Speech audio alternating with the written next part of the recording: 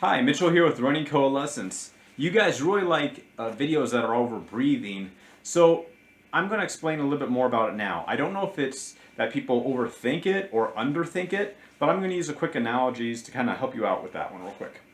So first off, we have to kind of set a scenario that's going to help us understand this a lot better. Since this is a running channel, we're going to use running as an example. Let's say we're on a cross-country team or a track team and we get injured. Our coach is most likely not going to have us doing running exercises while our leg is healing. I can actually reflect on this myself my junior year in high school because I damaged my IT band and I was actually doing pool work for 4 or 6 weeks. And then I actually didn't start running again until the last 2 weeks of the season. There was something called Eastern South Dakota. I wasn't in that one, but I did show up for state.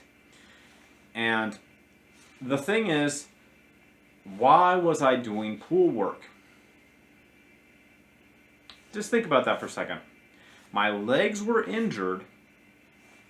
Why was I doing pool work?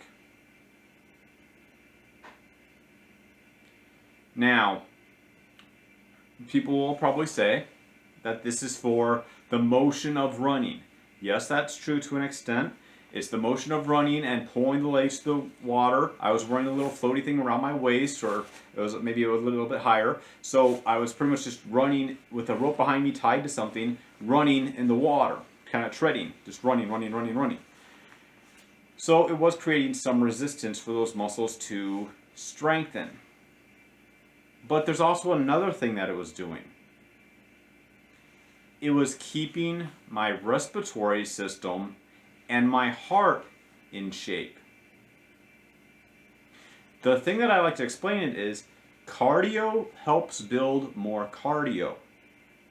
Now this is where the breathing part comes in. Let's say you are starting off with cardio. And we have our breathing over here.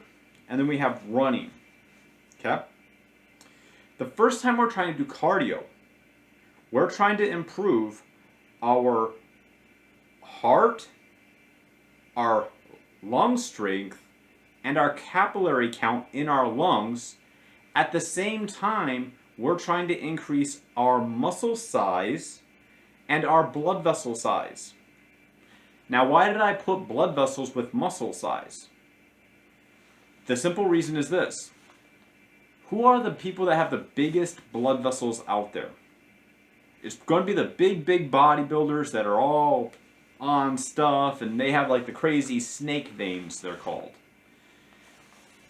The more cells that a blood vessel or a line of blood vessels has to feed, the bigger it will become to move more blood. That's why I put that in with muscle size. Now, what do we have on the other side?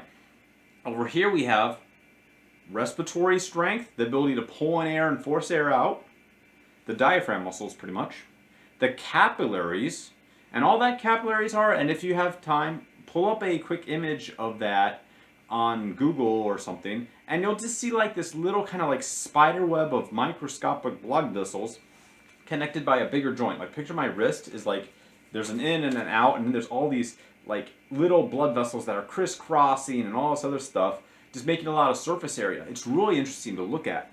But you're just increasing the capillaries themselves and how many you have. And then the last one, the heart strength itself. Now, the first time that you're doing this sport, let's go back to this. We're working on respiratory, capillary, and heart strength. And we're building up the muscles for our event. Running in this case. It's very hard because we're trying to build them up at the first time, so breathing is really hard. But let's say we go from 600, 700, 800, 900, and now we're at 1,000 calories an hour. Okay? We are able to run at 1,000 calories an hour. That means our respiratory, capillaries, and heart are able to deliver the oxygen to maintain 1,000 calories per hour. Now, let's say we start doing another type of cardio. Biking. Think for a second. Is biking, if we started it right now for the first time, where would we be at calories per hour with biking? There's going to be some muscles we will use with running, yes, but not all of them. The question is this: will we be at 1,000 or will we be below that? The answer is most of us will be below that, and we'll probably start off at like 600. Then we'll be at 7, 8. But our heart, our capillaries, our respiratory will be used to doing 1,000 because of our running being at 1,000. So we'll catch up really fast with the cardio that we don't have with biking because we'll be able to deliver a surplus of oxygen to those biking muscles now.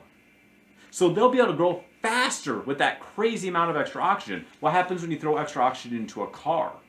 It can perform better. Well, even though we have less fast twitch and slow twitch muscles, we're able to deliver such a huge amount of surplus of oxygen, and the rest between those is also going to be a lot lower because they can deliver so much oxygen. But the blood vessels are smaller because the muscles aren't that big.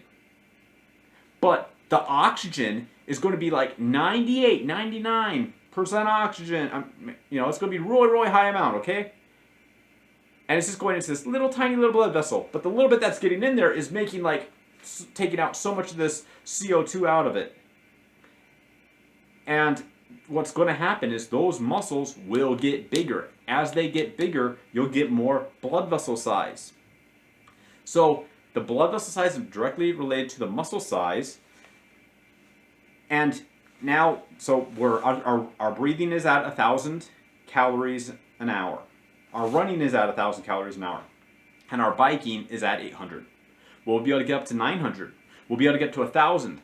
And now that we're at 1,000, trying to push our biking up to 1,100, well, guess what? We're challenging our respiratory again to 1,100. Now our breathing is going to be uncomfortable again. We're not going to be used to it. But let's say we hit that 1,100 threshold. Well, our running is only at 1,000. Now our running will be able to keep up. It will be able to gain that ground that we didn't have now. So the biggest thing that you can do to fix your running is get another sport that you like doing that has a high hourly calorie burning rate. Biking, swimming, running, hiking with weights. There's a lot of things that you can do, even walking uphill on a treadmill. But looking at that calorie count is going to tell you how many calories per hour your respiratory can deliver. And now you kind of have a better idea of going like, oh, well, here's where I'm burning the most calories doing this event. Well, I should be able to, with training, be able to catch up this one over here to be at that rate. So when you have those higher rates of breathing, well, now only when you're trying to improve your respiratory is it hard because it's not used to doing it at all. But once you master it in one thing, it's easier to master it in a second one. And now it's easier to master it in a third one. And you can just keep on going. And then when you're trying to build up your respiratory, sometimes I'll focus on one, but sometimes my muscles just get tired and they need to have a break. So then I'll work on a second type of a cardio to build up my respiratory. But I have to keep track of how many calories per hour I am burning. A little bit of a more,